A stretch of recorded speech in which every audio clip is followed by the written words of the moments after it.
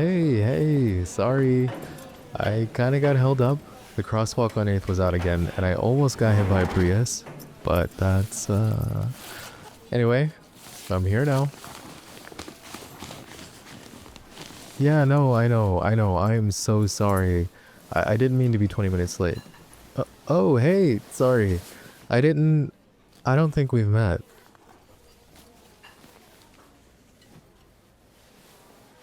Oh, okay, Jonathan. Hey, nice to meet you, man. Are you also in the Tuesday section or Thursday? Oh, Tuesday. Cool. So you guys are in the same section. I mean, obviously that means that you, Jonathan, you'd know the same gaps that Hargrove leaves in his lecture notes, right? I mean, you've been at this for what, 40 minutes? That's dedication, especially for a Wednesday night. Okay. I mean, that's very generous of you, John. Partition variance is a nightmare if you don't... Yeah, no. I mean, that's cool, I guess. So, Jonathan, do you usually study here, or is this more of a wandered in tonight kind of thing? Nice. I mean, yeah, it is a good spot for it. Gets a little loud after 8, but before that, it's... Yeah, good spot. Oh, no. I'll get coffee in a minute. I want to see where you're at first. Did you get through chapter 9, or are you still in the regression models? Oh, actually, speaking of regression, do you remember that thing from 2 weeks ago? Where you kept trying to force residuals into a normal distribution? And I told you that they already were, and you didn't believe me. So you made that little graph that looked like... Yes, the sad mountains with the little... You drew a face on it, and I almost died. You were so frustrated, and you gave the histogram a face. I think I still have the photo of it on my phone. Oh, nah, absolutely not. That's coming with me. I am not deleting that. Oh, I am so sorry. Anyway, sorry, man. I don't want to crash your thing if you guys had a rhythm going. I mean, I've got my stuff, so... Well, you know, good to meet you, man. Seriously.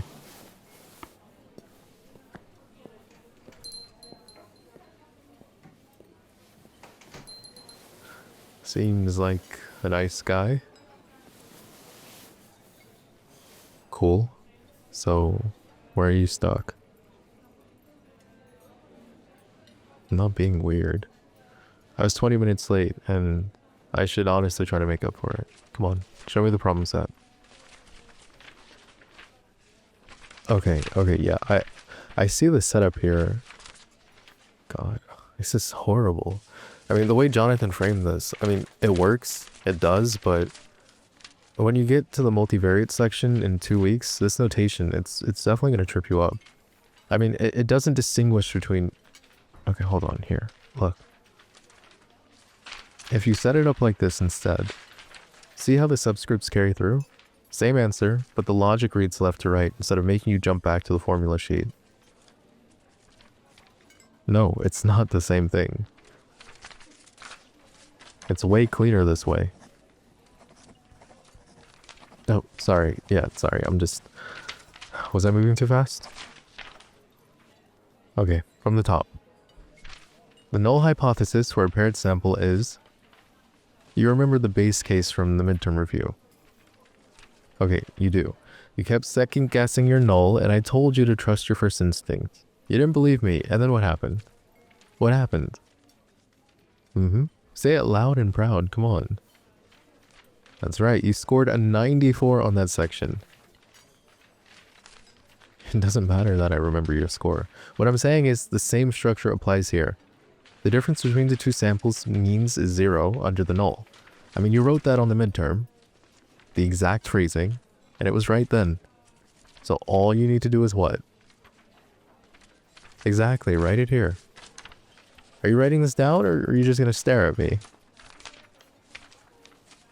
I'm fine. No, I'm not being intense. This is how I always am. Look, I just want to make sure you actually understand this before the final. I'm fine. I'm fine. Come on, next problem. Let's go. Sure, noted. I'm being weird. So, on this one, the confidence interval. Walk me through your setup.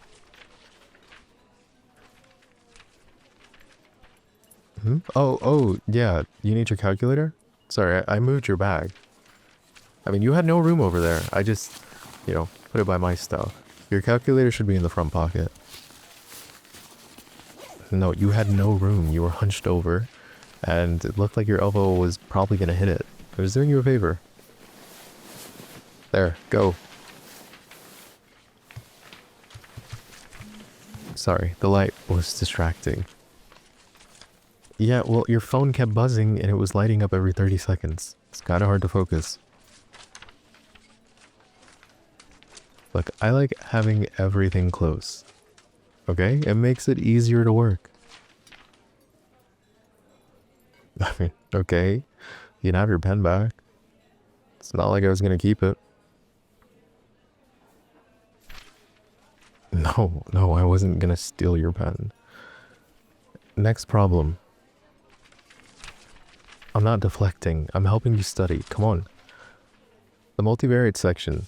This is the one that's going to be on the final. This right here. The way he set up the confidence interval for the second variable. I mean, I guess the bounds are technically correct, but I mean, the way he nested the notation is going to confuse you when you have to replicate it under time pressure. You read formulas left to right, and you build the logic in sequence, and this dude's shorthand makes you jump back. That's going to cost you 30 seconds per problem when you're stressed and the clock is running out. Hold on. The way Jonathan did this is just so ugly. This way, this, right here. Same math, but the logic tracks sequentially. You're not proving it's the right answer, you're proving it can't stop being right. The logic never breaks. That's the whole point. No, the way he did it is not the same process. No, the process matters. No, I don't care that he wrote in your notebook. That's not... No, I'm correcting a methodology issue. His notation is sloppy.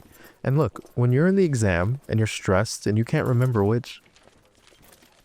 Look, don't say his notation is fine. I've been working with you for 4 months. And I know how you read formulas, okay? And his version doesn't match how your brain... I'm not being weird. It's cleaner my way. I mean, okay, if you want to bomb the final using his notation system, be my guest. I'll send flowers to your GPA's funeral. Whatever. I guess that one didn't work. Sure, you can ask me, I guess. I mean, it depends. Yeah, I told you, I got held up. What is with this question? No, I was here the whole... I mean, I was by the door. I walked in, and you were at our table, and he was in my chair. So I stood by the door for about 20 minutes. Wait, it doesn't matter. I was figuring out how I felt about it. And then I figured it out, and then I sat down. And I was very pleasant about it. I mean, I made him leave with a smile. I shook his hand and a follow-up question about his study habits, and I fixed your notes, I moved your bag, and I turned your phone over. Yes, I did all that because it was practical. Okay? It was rational. Don't ask me. Okay, whatever. Since when what? You really think I'm obsessed with you? I mean, that's a crazy jump. Why? Because I seem a little bit controlling? I'm not. I'm just... I know what's right for you. I don't know when it started, okay? Every Tuesday, every Thursday, for 4 months, I've been giving myself cop-outs saying I'm good at reasons. I remember your midterm score. I remember which drink you order every single time. I remember that you use a blue pen for new concepts and a black one for review, and that when you finally get something, you go quiet for about 2 seconds before you write it down. I remember everything about you. I know everything about you. I've been studying you almost as much as I study myself.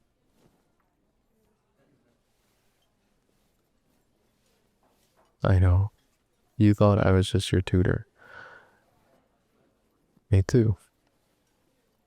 Or at least that's the disguise I kept trying to convince myself I needed. But when I walked in tonight and some guy was in my chair and helped you with your problem set, and I stood by the door, I felt something that I don't have a clinical term for. And it definitely wasn't academic related. None of this has been academic. I can't explain what's going on with me, but every time I see you, I am so far past serious. I don't do this. I don't share my Tuesdays and Thursdays. I don't help other people study. I don't help other people with their notes. I don't laugh at anything anybody else would do, especially if it was something as silly as drawing on a histogram, and I know how that sounds. I know clearly I've been showing signs. I mean, I'm anxiously clicking the pen, the way I've been asking these questions, the way I looked at him. I'm all too aware of what I did, okay? Yes, I made him leave with a smile. And look, if he came back again tomorrow, I'm gonna be so honest with you. I'd do it again. And he'd never know why. That's who I am about this. About you. And I'm done pretending that I didn't know that. I know obviously you didn't know. You had no way to know. It's not like you were watching the door, seeing me stand there. I realized today that I was gonna have to tell you something. I decided that I was going to have to stop.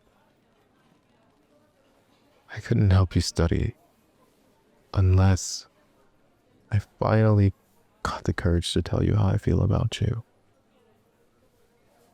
These were my only 2 options. But when I walked in and I saw him in my spot next to you, I realized I can't stop coming to this table. So here I am.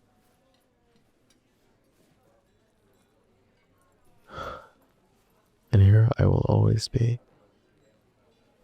Next Tuesday, next Thursday. Anytime you need me. Yes, darling. Thursday too.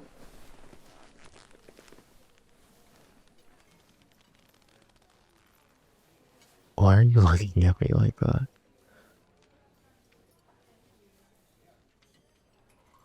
I'm not just sitting here like nothing happened. I mean, you know I'm too calculated for that. I'm waiting to see if you're gonna get up and run away, as you should, because I'm a walking red flag. I'm overly possessive. I'm way too observant. I think I might be dangerous.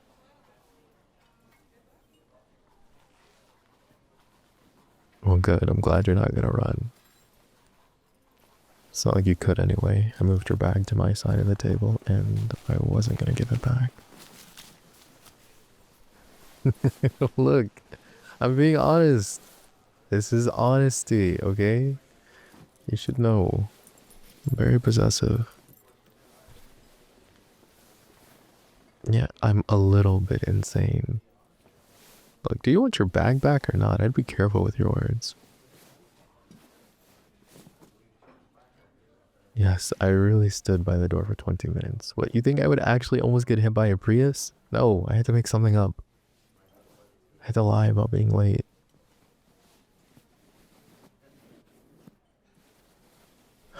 Look. You know everything now. When I told you I remember literally everything about you, I mean it. What, you want an example? Okay. You changed your coffee order 3 weeks ago. You used to get vanilla latte, and then one Tuesday you switched to an Americano with oat milk. And when I asked you about it, you said, I'm trying to be a real person. And then you made a face after the first sip like you'd been personally betrayed. Okay, you want me to keep going? I can. You have a freckle behind your left ear that shows when you put your hair up to focus. And you only put your hair up when the problem is hard enough that you stop being frustrated and you started being determined. And that's right when you're about to get it.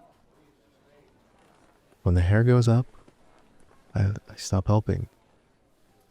Because I know you don't need me anymore. Is it too much? Look, I'm not trying to... I know how it sounds when your tutor suddenly starts confessing that he can't help but note every single aspect of you down into his mind. It's just what I noticed. And it just became automatic with you. Like, no matter what was happening, no matter what was going on, I paid attention to every single thing that you did. Even the smallest thing you might think I would not notice I did.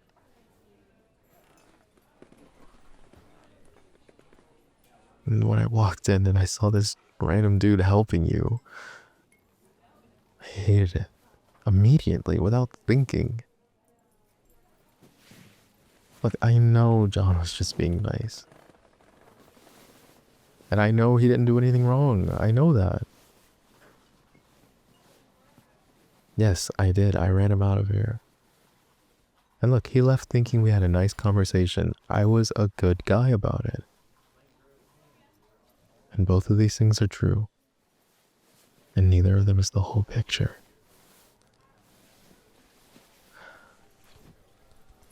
Look, I'm not gonna apologize for wanting to be the person at this table with you. But I'll acknowledge the way I went about it was thorough, not calculated, thorough. Can I tell you something? No, I haven't been telling you things all night. Just one more thing, then I will give you your bag. Every time you text me a question about a problem set, which is always like 11 at night, by the way, I write out the full explanation, step by step, clear, logical, the whole thing. And then I delete it and send you something shorter that still has a little gap in it.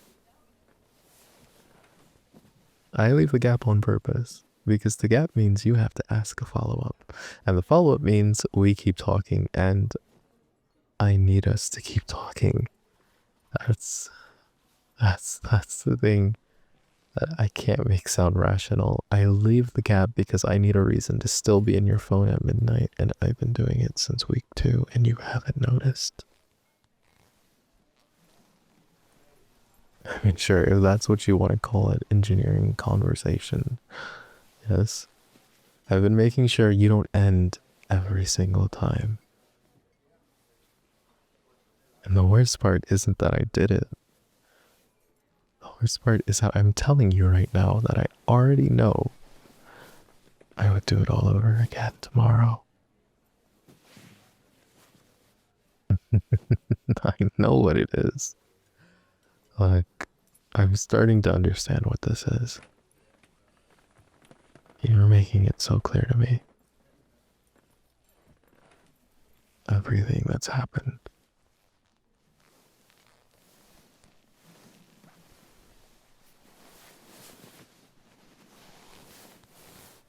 You should know that from now on I'm going to be unbearable about this. Like, so much worse than tonight. Tonight was me being restrained. Oh yes, darling, tonight I let someone sit in my chair for about 40 minutes and leave with his kneecaps intact. I'd say that's reasonable. No, I don't need help. I need Tuesday and Thursday, and right now I need you to stop moving your hand. Because I just found your pulse and I'm not done counting. 78. A little fast. Is that because of me? That's okay. I already know. Look, we have to go. In a minute. I'm walking you home, by the way. It's not a question. I'm gonna want to make sure that you get inside safe.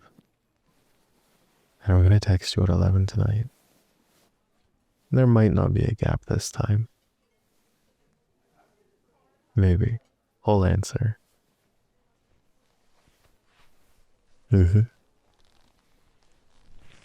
Well, I've decided that I'm done leaving space where other people might fit.